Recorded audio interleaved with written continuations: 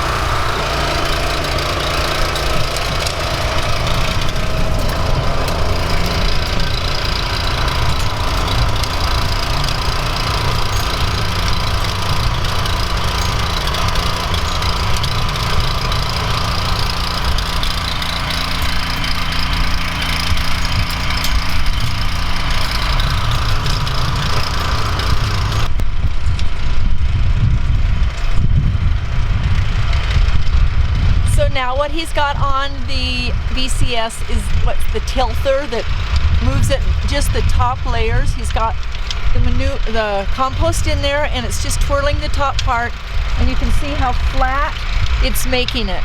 Now I think we had it a little bit wider on that one side, so there's a little ridge. We'll pull that back down to the side, but it makes a 30-inch row of completely flat mixed in soil so that we are ready now to lay down the drip tape and then put on the ground cover that we're going to be putting on, which is a rollout cloth that goes on top of that. This seems much easier to do for him weight-wise and everything than the rotor tiller part of it. You see that he's just walking along the side and barely touching it. It's not causing him a lot of weight to do. And then we end up with raised beds with aisles, just like you're supposed to.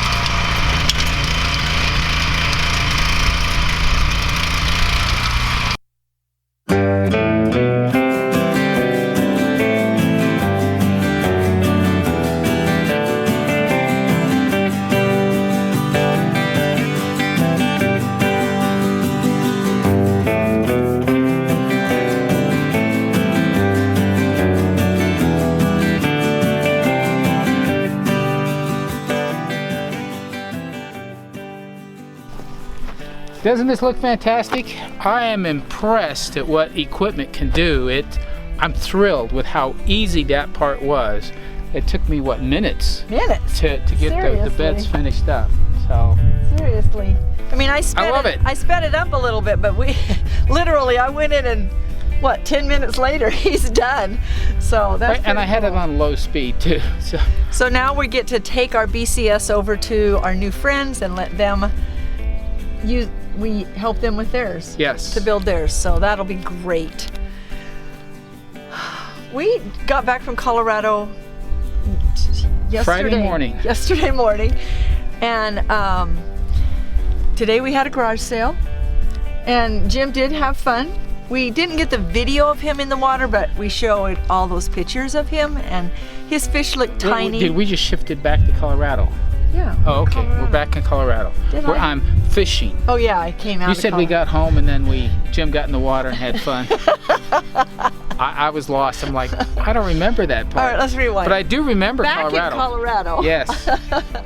His fish looks really little. Well, keep in mind, I grew up in Colorado. I grew up on the western slope of Colorado. I love Colorado. And our son took us to the entrance of Gore Canyon on the Colorado. Gorgeous area. Which the is river. Near Kremlin. It's gonna be a little bit south of Kremlin and then to the west as the. For those of you who know Yeah. that area. Anyway, gorgeous area, wonderful area, great area to go fishing for sure. I had never fished that area. And Chris had never really banked fish very much, if I understand right. He's mostly floated and fished, but we didn't have access to the boat, so we weren't able to float, so we were just bank fishing, which really I think worked out better. Yeah, I mean, it looked really cool with you guys down in the water. Yeah. I wasn't there because I had gone back to the little bubble that I was standing under, and I actually took a nap and worked on some stuff. And then it started to rain. Yeah, it did. It rained. And rain. And hail. And rain. And hail. And so they come with running. With wind. He caught his fish in the rain. I used a highly technical technique for catching this fish. So we were just about finished, and I was close to where we were parked, and so I stopped one more place to try, and I had my line all the way in, so I'm streaming it out. And the best way is, with fly rods, because the line's heavy, is to have it in the water so it's heavier, and then you can strip it out by pulling the pull back. So I'm doing that, and I'm about the third pull, and a fish hits, I think. And so I start reeling it in, and as it turned out, I had hooked it in the fin. So as I'm stripping it, he was going by, and one of the hooks caught him. You hooked his tail in, literally. So, I don't know. He let him go. Yeah. He let him go. They both let him go. But it was fun. We had a blast. Gorgeous weather. I mean, springtime in the Rockies. For those of you who know springtime in the Rockies, you know what I'm talking about. If you've never experienced springtime in the Rockies and you're looking for a fantastic vacation, first, second week of June, go to the Colorado Rockies. You will be astounded. Well, and then we were in our son's Jeep, and you're going to show that? I'm showing that. Okay. So we were going down this little trail, and he goes, "Now, Mom, I'm warning you, I'm going to go fast." And I'm like, "Okay, I'm in the back, I'm fine." I would not sit in the front.